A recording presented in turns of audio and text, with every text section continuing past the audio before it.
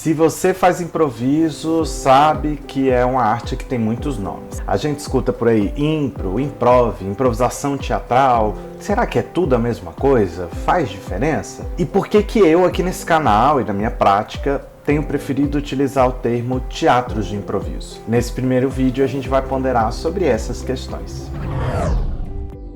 Meu nome é Gaê e nos últimos anos eu tenho me dedicado bem intensamente à arte de improviso, tanto como prática como estudo. Então eu decidi criar esse espaço aqui para poder conversar com mais pessoas sobre algumas questões que me intrigam. Se você, assim como eu, também é uma pessoa obcecada por improviso, aqui embaixo tem um botão de se inscrever e clica no sino para ativar todas as notificações e você não perder vídeo nenhum no futuro.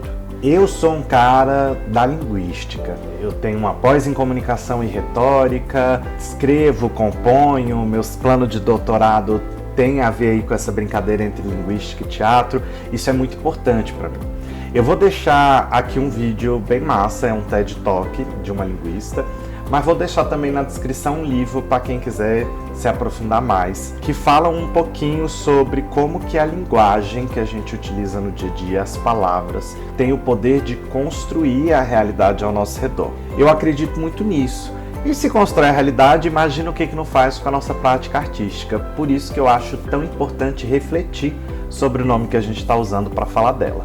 Empiricamente, eu percebo que geralmente quem fala impro ou improv ou está associando sua prática a improvisos norte-americanos, né, jeitos norte-americanos de fazer teatro de improviso, do improvisador Keith Johnston, do grupo Upright Citizens Brigade, está por ali, ou está simplesmente encurtando a palavra como um apelido, né, coisa de quem tem intimidade com o negócio. E quando eu escuto a palavra improviso sozinha, eu percebo ela mais disponível para se acoplar a outras coisas, né? Então pode ser um improviso de música, de jazz, de dança, fica aí uma palavra mais abrangente. E mesmo quem não reflita sobre isso conscientemente, a gente vai fazendo padrões no nosso cérebro, né? Associando cada jeito de chamar a arte com características que a gente foi reconhecendo como mais recorrentes ou frequentes. Então a palavra que a gente escolhe dizer suscita na pessoa com quem a gente está conversando entendimentos diferentes. E aí, no meu caso, por que então que eu decidi chamar de teatros de improviso? Porque eu queria que o teatro viesse primeiro. Ah, Gaí, mas não é a mesma coisa? Não está todo mundo fazendo teatro? Depende do ponto de vista. O Omar Galvão, improvisador argentino, ele vai dizer que o teatro de improviso, embora ele se proponha como um produto final, ele não se finaliza geralmente como o teatro ensaiado se finalizaria. Então tem uma quebra de expectativa, né? Quando a gente pensa em teatro fecha o olho, o que a gente vê na nossa mente é diferente, geralmente, do que o que a gente vê se a gente fecha o olho e pensa em improviso. E aqui eu tô falando principalmente da questão da encenação, de figurino, maquiagem, esse primeiro impacto visual, esse primeiro contato visual que a gente tem com um espetáculo teatral. Eu não tô sozinho nisso. O Artaud, que é um cara super importante para o teatro contemporâneo, influenciou um monte de diretor contemporâneo, principalmente no Ocidente, Europa e América do Norte. Ele já dizia que teatro era uma sobreposição de poesias. Então a linguagem do teatro ela era muito específica por sobrepor camadas poéticas da poesia que vem do figurino, da poesia que vem da cenografia, da poesia que está na música. E não só da palavra. O Omar Galvão, ele também faz essa crítica de como que o teatro de improviso que geralmente é feito, e ele está falando de um cenário global, geralmente é muito baseado só na palavra, é muito verborrágico. E explora pouco esses elementos enquanto construtores de poesia e de discurso, que eu falei que eu sou o cara da linguística, então eu entendo poesia como discurso. Eu fui questionado de por que escolher o Artaud. Porque o teatro que o Artaud estava propondo, já que ele queria sair dessa verborragia que ele chamava de europeia, com um teor pejorativo, ele propunha um teatro que ia estimular muito as sensorialidades da plateia. Esse teatro tinha que sobrecarregar a plateia com suas sensorialidades. Ele vai chamar de teatro da crueldade. Então é um negócio muito intenso, muito visceral, até ritualístico. E aí falaram assim, será que essa é a melhor pessoa para falar de teatro de improviso? Pois justamente.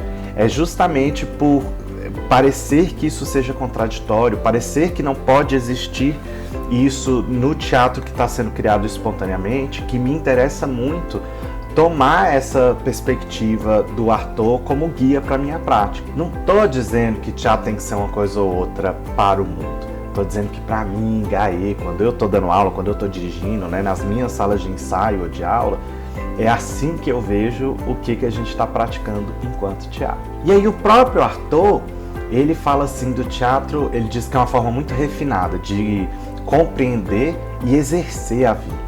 E ele reverencia muito a espontaneidade da vida, chegando inclusive a dizer, ele tem assim uma breve visão, um lampejo, da possibilidade de um teatro que é criado espontaneamente diante do público, um teatro improvisado. Então não é uma viagem tão grande, de fato existe algo bonito aí que ressoa em torno dessa espontaneidade que é fundamental para os teatros de improviso, e aí eu realmente quero poder investigar mais e mais essa conexão entre o trabalho que o Arthur desenvolvia e o que a gente pode desenvolver hoje enquanto teatro de improviso. Por isso que escolhi então o termo teatro de improviso. Na verdade, atualmente eu uso teatros de improviso para evidenciar que existem muitas formas de fazer isso. O teatro do oprimido, do Augusto Boal, a gente não tem tanto essa percepção no Brasil, mas ele é um teatro de improviso. Inclusive lá fora, a galera que improvisa reverencia muito o teatro do oprimido pela forma muito única, muito singular, muito inovadora que ele propõe de teatro improvisado, né? O teatro da espontaneidade do Moreno. Aqui em Brasília a gente tem o Márcio Menezes com o trabalho de dramaturgia aberta.